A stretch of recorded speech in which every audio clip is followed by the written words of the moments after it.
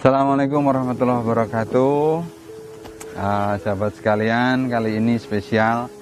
Saya langsung hadirkan anak saya, Dr. Azam, untuk cerita tentang bagaimana proning itu dipraktekkan selama sakit. Ya, silakan, Mas Azam.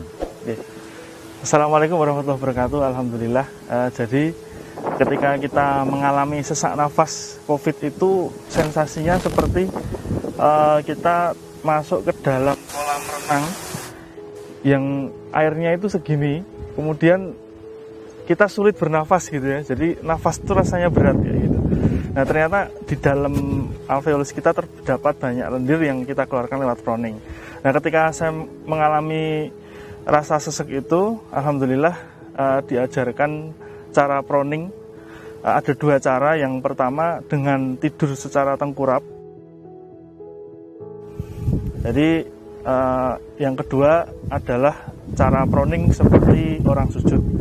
Nah, kemudian yang berikutnya ketika proning yang posisi sujud itu sebenarnya posisinya seperti orang sujud biasa. Kita mulai ya.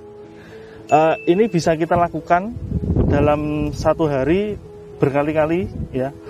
Dan pada dasarnya tidak ada batasan, bahkan kalau bisa sesering mungkin gitu ya. Misalkan setiap 1 jam 5 menit, setiap atau mungkin diakumulasikan setiap 2 jam 10 menit gitu ya.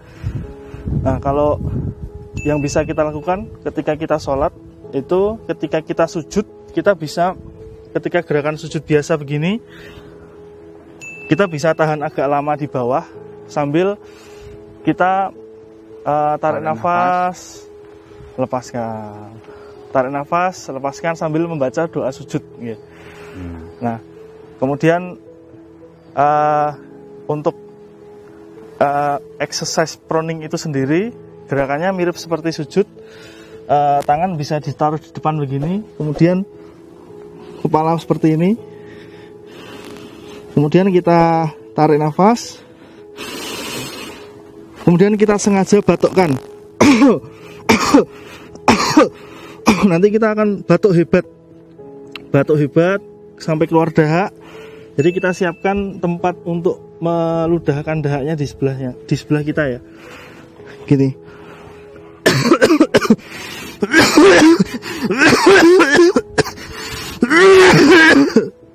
Masya Allah. Kemudian kita ludahkan. Jangan lupa tetap pakai masker ya ketika proning ya. Kemudian lagi kita lakukan seperti ini terus.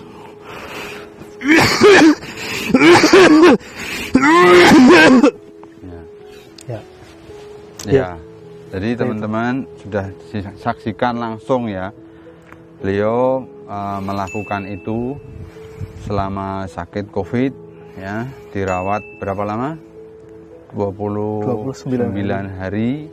Masya Allah ya. Dan saya mengulas sedikit tentang bagian paru-paru. Jadi kalau paru-paru itu ada salurannya namanya bronkus ya. Bronkus itu letaknya lebih depan dan lebih atas. Coba, lebih depan dan lebih atas. Sehingga posisi proning yang pertama itu bagian dari belakang paru-paru itu akan mengalir ke bronkus. Kalau proning yang gaya sujud itu sudah dapat dua-duanya. Yang belakang mengalir ke depan, yang bawah mengalir ke atas. Ini luar biasanya, makanya disebut the miracle of sujud. Itu. Terus begini Mas Azam, ada yang bertanya, Dok, gimana kalau mempraktekkan proning kok dahaknya itu merah kayak berdarah, itu gimana? Mungkin pengalaman Mas Azam. Ya, kalau pengalaman saya memang awalnya dahak itu akan warnanya kemerahan, ada bercak darahnya bahkan, karena mungkin di dalam nasofaring atau saluran pernafasan kita memang ada sedikit luka-luka ya. Jadi itu wajar saja, nggak masalah dilanjutkan. Dan dahaknya awal-awalnya warnanya tuh kayak coklat, kayak susu coklat gitu. Kemudian lama-lama dahak akan berkurang, warnanya semakin jernih, hingga lama-lama tidak keluar dahak. Tetap batuk tapi tidak keluar dahak. Ya, begitu teman-teman. Bahkan ini nanti saya cerita di episode berikutnya. Di Italia itu para dokter melakukan otopsi terhadap korban COVID. Dan itu memang menemukan fakta bahwa yang terjadi itu bukan gelembung parunya yang kolaps seperti yang diduga sebelumnya. Gelembung parunya tetap mengembang, tapi pembuluh kapiler, pembuluh darah rambut ya kecil-kecil yang di sekitar gelembung paru ini yang mengalami sumbatan berupa gumpalan darah.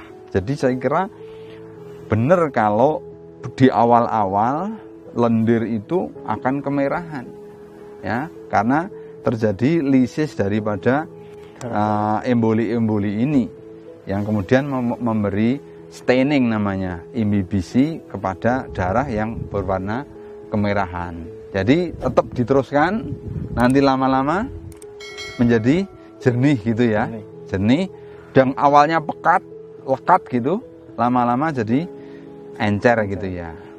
Demikian teman-teman, sekali lagi semangat bagi yang sedang kena COVID. Ini survivornya sudah testimoni, terus latihan dengan Browning. Terima kasih. Assalamualaikum warahmatullahi wabarakatuh. Waalaikumsalam.